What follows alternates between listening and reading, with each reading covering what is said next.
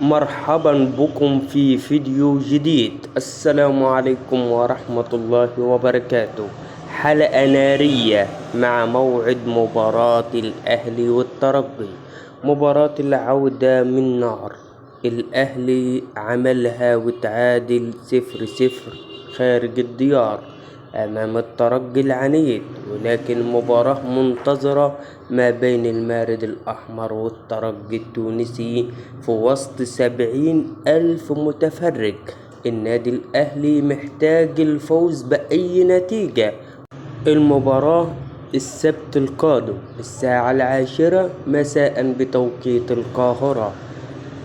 المعلق العملاق عصام الشوالي ومحمد علي المصري، وأيضا كمان هتتذاع على قناة بين سبورت رقم 4، القنوات الناقلة المشفرة